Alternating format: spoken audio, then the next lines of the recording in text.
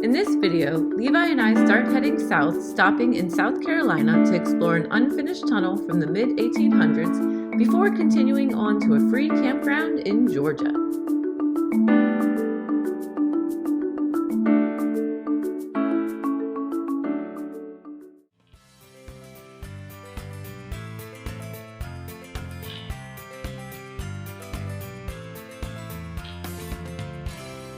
Work on Stump House Tunnel began in 1853 and stopped in 1859 because the South Carolina legislation did not want to fund it anymore.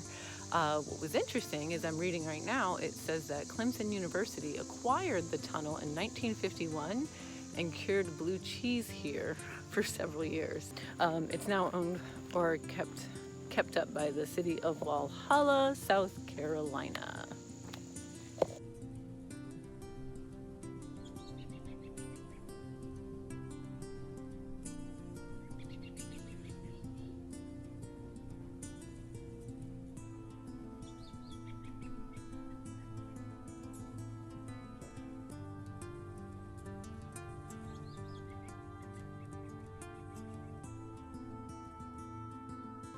So right now I'm at the entrance of Stump House Tunnel in South Carolina.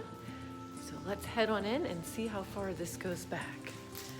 See the entrance there behind me. It's pretty neat. Heading on into this tunnel, it's pretty dark, so I think we're gonna have to go with a headlamp here just to see how we can go. And I'll turn you around here so you can see what I'm seeing.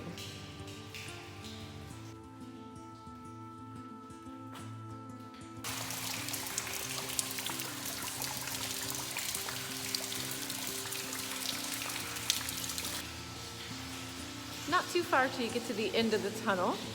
It's gated off here, so we can't go any further. Big brick wall. And if you take a look, what's on the other side, it just looks like more tunnel.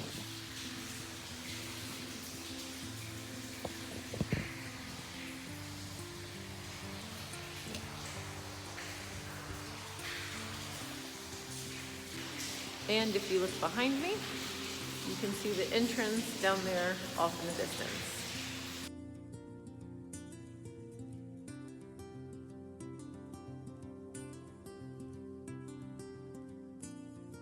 Unfortunately, I need to be heading out. Ant. Okay. Like I was saying, it's already 2:30, so I do need to head back to the Prius. We really didn't get a chance to walk around that much. I was hoping we would be able to do a little bit more, stretch our legs a little bit better, but at least we got outside. I was also a little disappointed that it was so crowded. I really couldn't get any good photos with the big camera. So I did try to take a few with the iPhone. I don't think any of them probably came out that well. I was really surprised at how many people were walking around to the tunnel. Most people stay for about 5 minutes and then head on back, but it's just a constant flow. So the one thing you don't get at Stump House Tunnel is privacy. So back at the Prius, I am embarrassed to say it took all of one stop for me to get this car completely messy. So it was pretty clean, and now there is stuff everywhere already, just trying to get my camera and stuff out. We get back on the road. Levi takes a nap. We have a few snacks. And next thing you know, we're in Georgia. Oh, the joys of driving through Atlanta. It is about 5:15, so I'm guessing this is the start of rush hour traffic. But I feel like there's always slowdowns driving through Atlanta. Has anyone ever driven through Atlanta and not hit traffic? We're at the dog park at Love's. It's very tiny, but there's a little dog in here.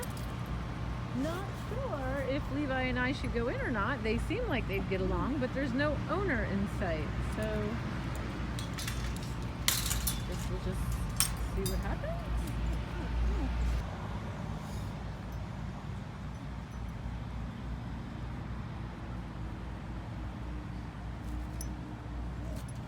Levi, say bye.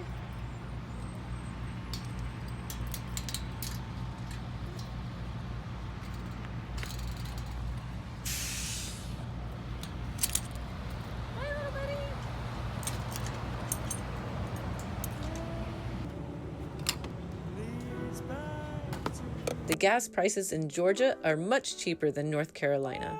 So after a quick fill and a treat for Levi, we hit the road again. No way I am going to make it to the campsite before dark. So hopefully I get the majority of the way before the sun goes down. I still have about an hour and a half left of driving, and I should arrive there right around 8 p.m. So fingers crossed I can find it okay in the dark and find a campsite once I'm there. We continue on and find our way to the dirt road that leads to the campground. Since we are arriving after dark, we take the first campsite we see and go for a walk.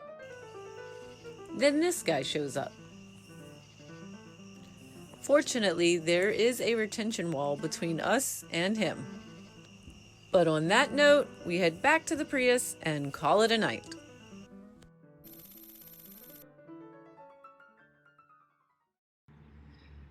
Tune in to day 2 of our road trip south, where we start the morning with coffee at the campground, followed by a little hiking before heading into Alabama.